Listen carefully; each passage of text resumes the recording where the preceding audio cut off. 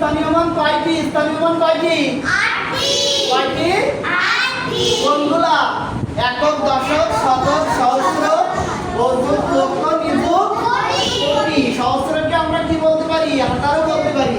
তারপরে দেখো দশকের ডানের ঘরকে কি বলে? দশকের ডানের ঘর স্থানীয় মান কোন দিক থেকে পড়তে হয়?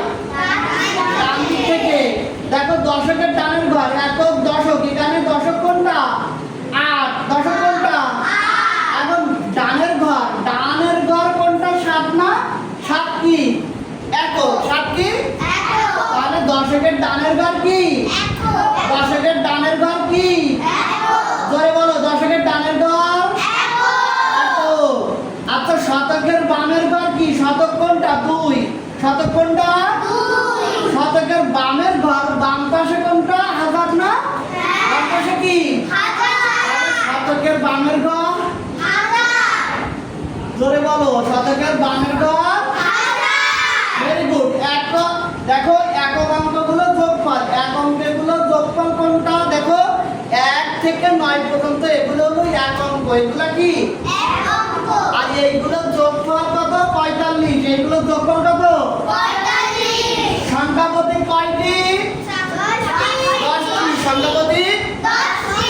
সংখ্যা প্রতীক কোনগুলো? 1 থেকে 9 পর্যন্ত ও 0। 1 থেকে 9 পর্যন্ত ও 0। এক মাস সমান কয় পক্ষ? 2 পক্ষ। এক মাস সমান 2 পক্ষ।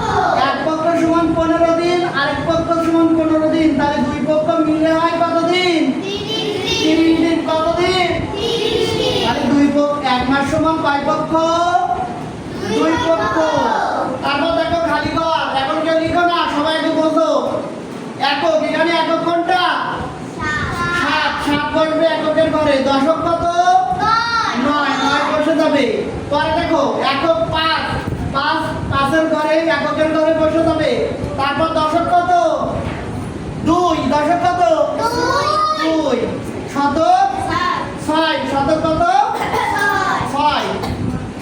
কেউ যদি লেটে এই এখন বুঝছো না।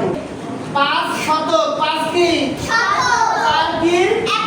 আচ্ছা 4 বসালাম একক। এখানে দশক আছে? দশকের ঘরে কি নেব? এই এদিকে খেয়াল করো। ইয়ান এখন লিখো না। দশকের ঘরে কি নেব? 0। আর শতক কত আছে? 5। এটা বলবে আনসো ওঠো। এটা বলো, এটা কত হবে? একক আছে? এককের ঘরে কি হবে? 0। তারপর দশক কত? তারপর শতক কত? 9। Very good. বসো। এও তুমি একটা হাত তালি দাও সবাই। আমি শুনতে বলছি সবাই। এবার ইয়ান ওঠো। ইয়ান বলো, তোমার গণিত বইয়ের নাম কি? Very good. আমার গণিত বইয়ের নাম প্রাথমিক গণিত দ্বিতীয় শ্রেণী। ওর জন্য হাত তালি দাও। মাদুর ওঠো। জোট সংখ্যা কাকে বলে? যে সংখ্যার শেষে 2, 4, 6, 8 বা 0 থাকে তাকে জোড় সংখ্যা বলে। Very good. বসো। যে সংখ্যার শেষে 2, 4, 6, 8 বা 0 থাকে তাকে জোট সংখ্যা বলে। যতই বড় সংখ্যা হোক,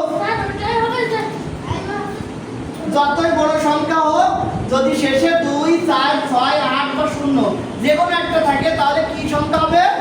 জোট সংখ্যা। কি সংখ্যা হবে? জোট সংখ্যা। রায়ন ওঠো। বিজোড় সংখ্যা কাকে বলে?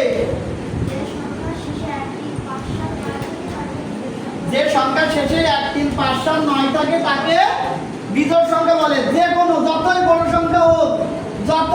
সংখ্যা হোক, শেষ সংখ্যা দেখতে হবে। এখানে 1 আছে। এখন যদি এত বড় সংখ্যা, এখন শেষ সংখ্যা কি? 1। 1 কি? 1 থাকলে কি হবে? বিজোড়। শেষে 1 থাকলে কি হবে? বিজোড়। তাহলে এই সংখ্যাটা কি? বিজোড়। যতই বড় সংখ্যা চেনার উপায় কি? শেষে যদি 2, 4, 6, 8, 0 থাকে তাহলে জোড় সংখ্যা। যদি 1, 3, 5, 7, 9 যে কোনো একটা থাকে তাহলে কি? বিজোড় সংখ্যা। দেখো সবাই লেখো এবার দ্রুত।